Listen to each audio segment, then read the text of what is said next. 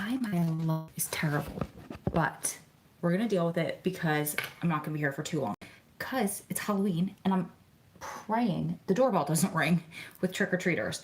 So I just wanted to come in. First of all, this light, I'm gonna knock over it. Knock over it? No, that's not English. I'm gonna knock it over. First of all, I wanted to come in and wish you guys a happy Halloween. And then second of all, I wanted to read you guys this beautiful article, hi Alexis, that's titled Being a Prisoner is Like Being a Ghost. And I saw it a couple of days ago and I saved it for today because it's perfect for Halloween. So we're just gonna get right into it because if the doorbell rings, I've gotta go give the kids candy. I'll take you guys with me, but it'll probably, well, I don't know if that's probably gonna be boring for you, but I'm taking my chances with this right now. So it says, being a prisoner is like being a ghost. Waiting to die, we haunt our loved ones. Ooh. It says, I still remember that moment 6 years ago when I became a ward of the state, a federal inmate. Shackled hand and foot, I arrived by bus at the penitentiary and was ordered to send my clothing and other personal effects home in a cardboard box. I had to fill out a form telling my jailers whether I wished to be resuscitated and what to do with my body and whom to notify in the event of my death. It was one of the first shocks of being in prison. The first loss of self. My wife told me she felt weird receiving and opening the box and seeing my street clothing as if I was already dead. As if I'd been killed in action in some foreign war, blown up by an IED so that nothing remained, not even ashes. Years before, she'd given me a good luck charm to wear on a tiny gold chain around my neck. I had to give that up as well. What would protect me from the bad things now? From the evil eye? I was allowed to keep my wedding ring as consolation so that if I died, I'd still belong somewhere else, even if only in spirit. Oof. In spirit, not in the flesh. To put it in vulgar terms, from that point on,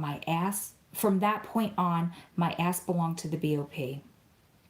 Going to prison is a lot like dying, only you live on as a ghost that regularly haunts your family and friends by phone, letters, cards, or email.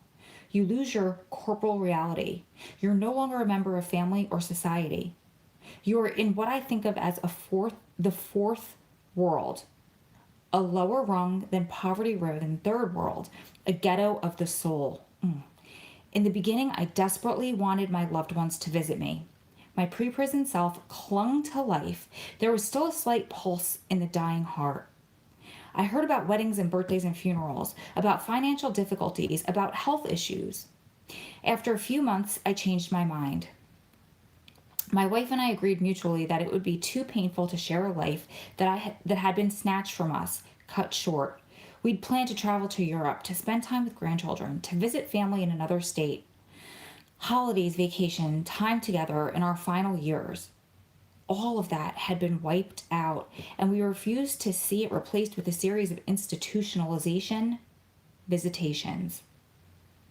I was down 3 years before I experienced the first death of a fellow inmate. He was an old man I barely knew. Old, here being relative, since technically I'm an old man too. He was 5 months from the door. Uh-oh, I lost my spot. Hold, please.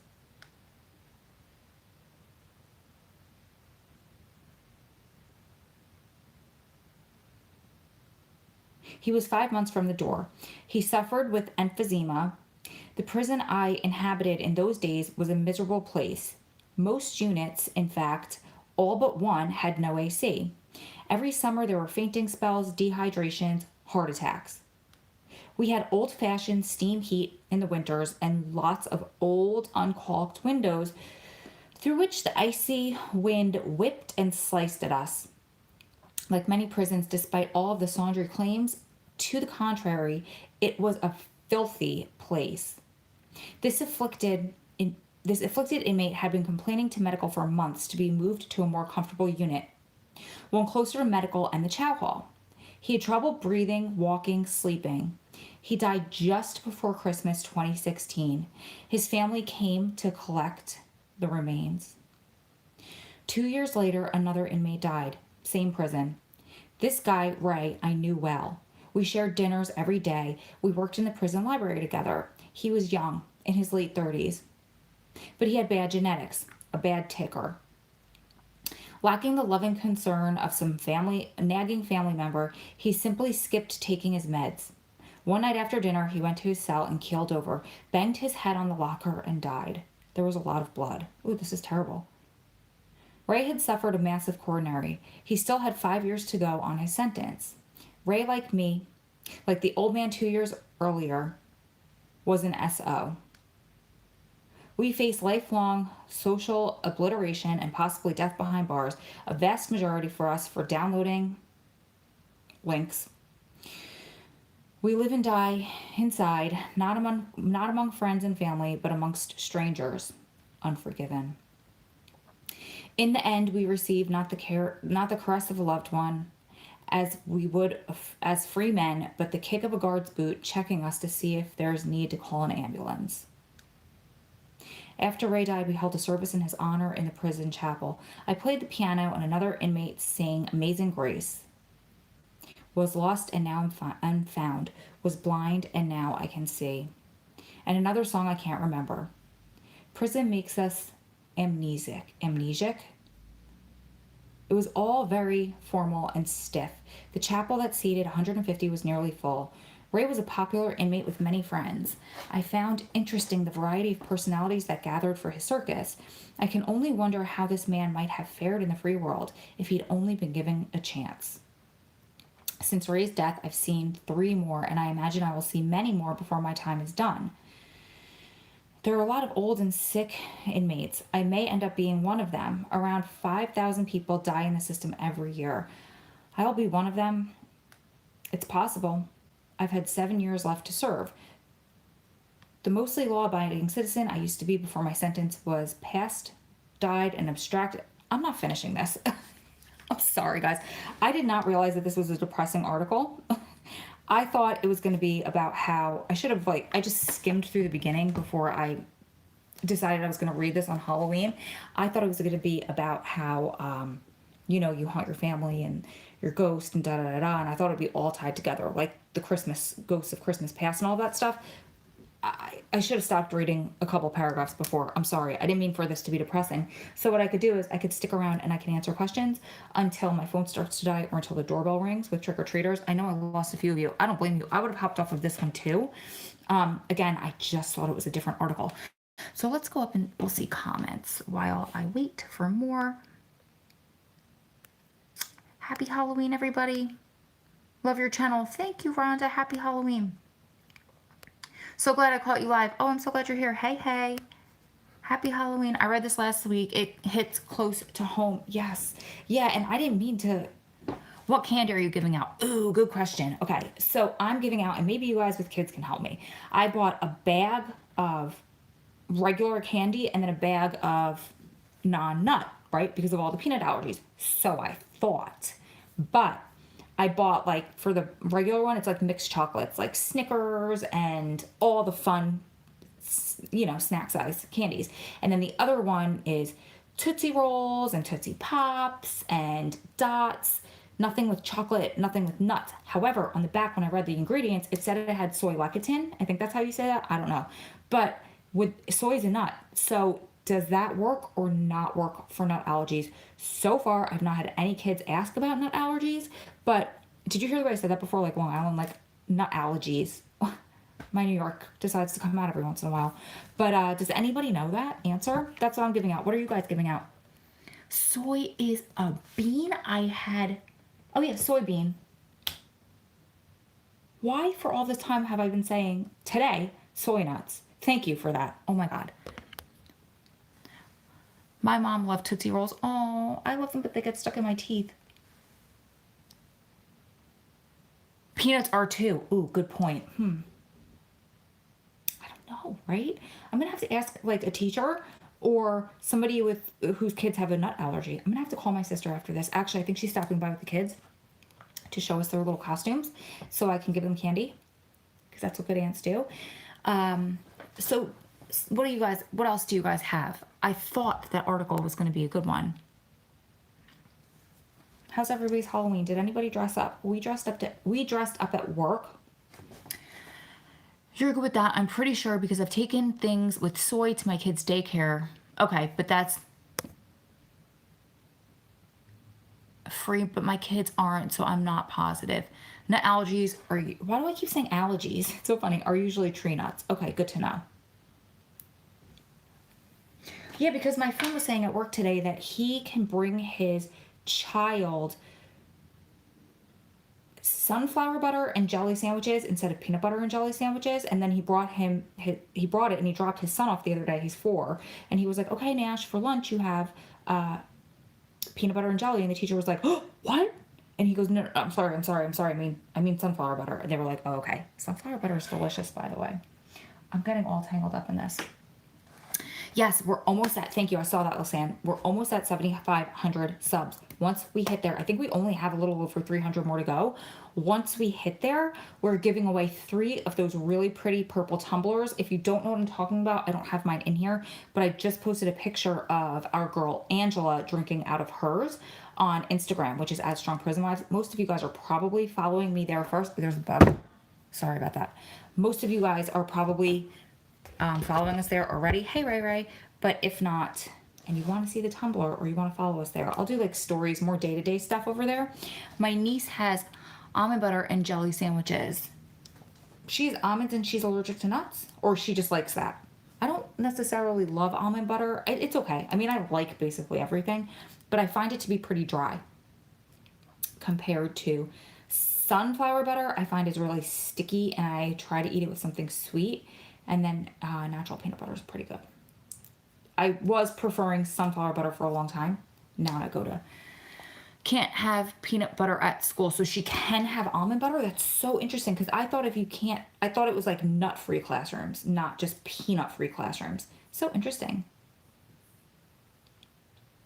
Peanut allergies and nut allergies aren't the same thing. I did know that, but I didn't know. I thought it was just nut-free classrooms. Even one of the girls that I used to room with for SPWF, she was a teacher, and she's like, I don't know what I can drink because we're nut-free. She said, so I can't bring in, she didn't drink dairy milk. She's like, I can't bring in almond milk. So not thinking, I was like, coconut milk. And she goes, I can't bring in coconuts because it's a nut. Okay. Been wanting to email you. My locked up loved one has been ignoring me for the past 20 days because I hung up on him. Any suggestions? He did reach out to let me know he felt the need to step back after. Oh, Megan, that sucks. Okay, so that's really hard because he's punishing you, and that's unfair that he's punishing you. It's cool to set boundaries. It's cool to tell somebody how you feel about something. But in this situation where he holds all the power, I feel like 20 days is a really long time, and he's punishing you, and that's not right, and that's not fair. Since he's not calling you, I don't know what else you have access to. If you have email or in post office mail, I would send him a letter and tell him exactly how you feel, exactly why you're so bothered. Like, you should never live in fear that you did something so wrong that he's never going to call you back. That's ridiculous. And you're not living from a place of lack. You should never live from a place of lack in your relationship. If you truly feel like you did something wrong, apologize. And then, I mean, is he going to keep punishing you and punishing you and punishing you 3 weeks? And then is it something that you needed to continue to talk through? That's a long time to punish somebody, especially when he's the one that holds all the power, 1. And 2, especially when it's a situation where you worry every single day for his safety. So, and then he had to come back and tell you, I don't know how he got that message to you, but however he got the message to you to tell you that's what he's doing, now he's pouring salt in your wound, and that's not fair. And I'm so sorry, honey, that he's doing that to you, but that's not right. And I don't know if anybody else here wants to give advice in the comments as well, but I say write him a letter, tell him, spill it all out, and be like, if I don't hear from you by such and such date so we could talk through this, don't bother calling me again, because you're not my dad, you don't get to punish me, and I'm an adult too. That's so unfair to you. He can be upset and he could be cooling off, but 3 weeks? I mean, granted, I don't know the reason why you guys got into a heated discussion and you hung up the phone on him, but 3 weeks? punish your significant other like that. You act like a mature adult and you talk through it. And then if it's something where he's like, I need a break, that's different. But to just say, I'm not calling you because you did this, that's punishment. And that's not fair. And that's what I would tell him. And I would give him boundaries. And Joe said this in one of our videos together, and I love the way she worded this. You're not giving him an ultimatum because that's manipulation. You're setting your boundaries and you're sticking within them. Those are two very separate things. Right now, he's being manipulative and he's punishing you and he's showing you who has the power. And a lot of times they do this because they don't have anything else to control in there, so they'll control the situation with you out here. You have to put a stop to that as soon as possible, because just like a kid, if you don't show them who's boss, and I'm not saying that you're boss in the situation or he's boss in the situation, because I'm saying you're both mutual here, but if you let a kid walk all over you and you don't tell them when they're doing something wrong and you allow them to continue to do that, then they have no boundaries and they're just going to keep doing those things again and then more. Same thing with him. If you allow him to be doing these things to you, then what's to stop him the next time? Oat milk. Oh, yum. Delicious.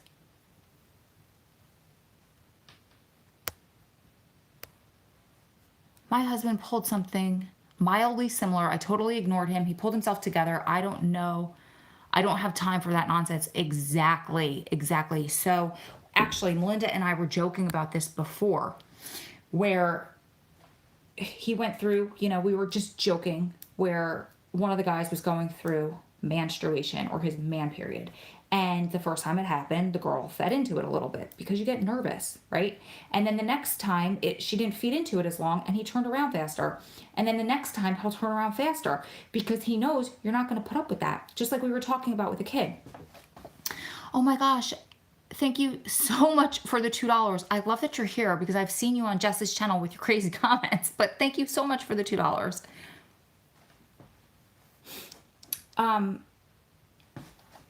It's very emotionally painful. We're engaged, so I don't know how to walk away. Thank you for your caring input. Yeah, and I don't think you necessarily need to walk away. How far into your relationship, how far into his sentence are you? Because I think that also makes the difference. I think when it's early on, they're trying to grapple, they're trying to figure everything out, they're trying to make sense of all of this, they're trying to push you away because there's guilt associated with dragging you through this. And then when you set your boundaries and you're like, I'm not going to put up with this, then they realize all they have to do is go back to their cold, lonely cell. And that's all they have is cinder block, cold air, and their thoughts in a sea of gray. That's all they have. And all of a sudden they realize they could push you away for so long and they can numb that for a while and distract themselves. But at the end of the day, they realize eventually, I'm all alone. I have nobody. I have nothing. I've pushed away the one person who means more to me than anybody else in this whole entire world. I messed up. So you don't have to break up with him, but I think you need to just be firm and set your boundaries and tell him. I literally had a girl do this one time and she was so cute. She was fighting with me. She was pushing back because I was telling her this exact same thing I'm telling you.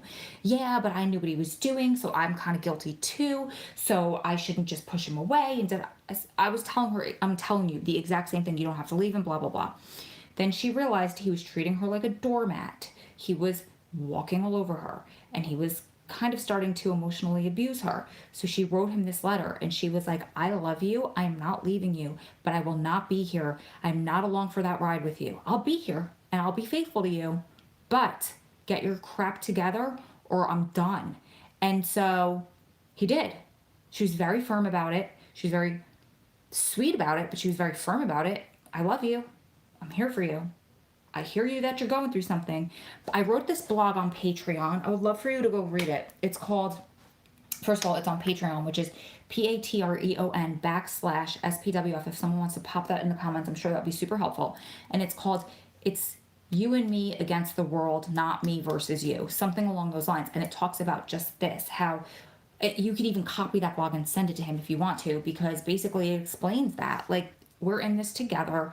We are Bonnie and Clyde, or however you want to say it, but we are in this together. We're not fighting one another. We're fighting the world. And they are trying to tear us apart. That is what that system is set up to do. They do not want you to last. They don't want you to stand this test of time because they're about punishment. They're about retaliation. So if you can band together, then you're fine. But if you're going to fight against one another, you're never going to make it through this because they're already pushing him and pushing him and pushing him in the way that this system is set up to make you fall apart and to make him lose contact with everybody because that's what they want. That's what they want. I'm sorry, guys. I forgot to shut off my notifications. Go figure. My phone's going to die soon, though. Let's see. Oh, crap. Okay. Does anybody have anything else before I go? Because we're on Red, and that was just my sister. Thank you so much, Kat, for putting the link to Patreon. Everybody wish Kat a happy birthday. It was on Monday. She's our resident Halloween baby. And then Lisa, who's on here, her birthday's tomorrow. So we have lots of Halloween week babies. Does anybody have anything else that they want to talk about really quick before I go? You joined Invisible Shackles. That's awesome, Esmeralda. My husband's mother told me to hold his feet to the fire. Amen. Amen. Okay, does anybody else have anything before we go? You're welcome. Okay, I'll be back tomorrow, you guys. Okay, so I have 2 videos and I don't know.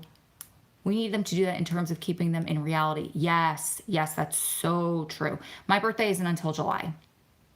I posted a video on, my birthday week. If you want to scroll back through my birthday videos, through my videos, and you'll see I made 2 YouTubers prison cake recipes. I did like a bake off. So I did Joe from After Prison Show and Christina Randall. They were the top, when I searched on YouTube, prison cake recipes, those were the top 2 recipes that came up. So that is what I did, and it was so fun. If you want to go back and watch that video, it's from back in July.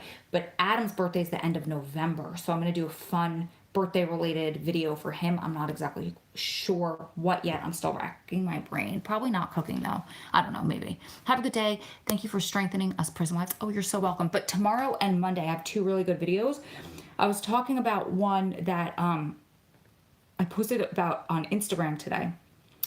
I had a guy that came over to my desk at work. I've known him since I was 23 years old. So I've known him a couple years. And he goes, oh my God, I love your costume. And I was wearing this with black jeans. And I was like, I took off my costume. We just dressed up a little bit for the parade. He goes, no, he's like, your costume is great. You nailed it. You're a supermodel. I was like, Johnny, high five. You nailed that. I was like, you just missed me. I was walking the runway right here. Love him. And so I love cheesy stuff like that. He was in no way, shape, or form hitting on me. He's married very happily with 2 kids. I'm very happy where I am. It wasn't like that, but it made me think about this video that's posting either tomorrow or Monday. I can't remember the order that I posted them in, and I can't check because I'm on my phone, but it's all about like being hit on and pickup lines and all of that stuff while we're in this situation and my take on it. And I would love for you guys to give me your feedback on that one, because first of all, I just tell this really funny story of the craziest time just last year. There was probably like the funniest way I was hit on and my reaction. And then I go into like my thoughts on that situation while you're going through this. Hey, Jess. So yeah, I would love to know your thoughts there. If you're not subscribed, please hit the subscribe button. If you're here, please hit the thumbs up. And if you're subscribed, if you want to make sure that you get every single notification when I either go live or I post a new video, just click that bell. I know YouTube is crazy with the notifications. I also know that they have this whole team set up to work on the notifications issue. But one way that you can help potentially get more notifications and hopefully all of the notifications is just by dinging that bell and then clicking all. Can someone please let Lisanne know I've emailed her concerning my order? Yep, sure. If you want to email me, I can email her too.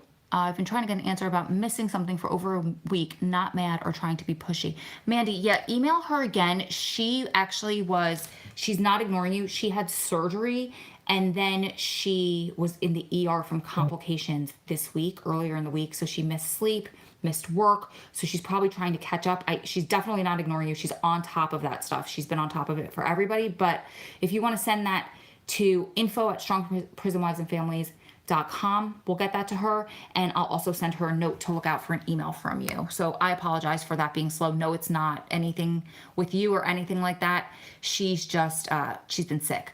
When I was at the store yesterday, a guy kept staring at me and I thought, oh, I'm about to make up a story about where my fiance is. Yes, we have another video about that coming up that I just filmed with Joe. I literally was just editing it before this one. It's funny. It's not funny. Well, part of the video is funny, but we touched on that too. Halloween in prison is just another day, much like your every holiday. It's tough, so we always try to act like we didn't know it was a holiday. Yeah, and I can imagine 365 days a year there is Halloween because you see the scariest crap there. I almost cursed.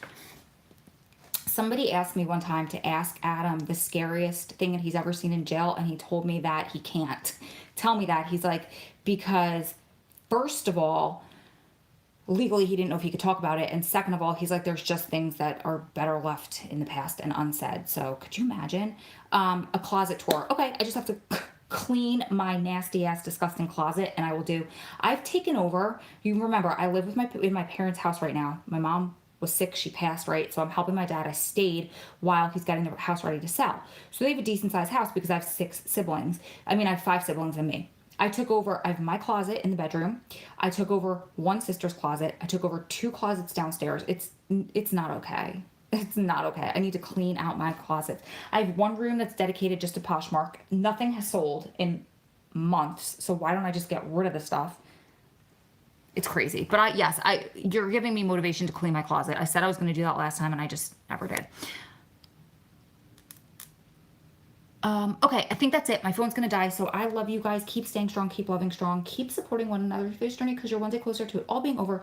Lots of love from my heart to yours. I will see you beautiful ladies and gentlemen in the next one. Bye, guys.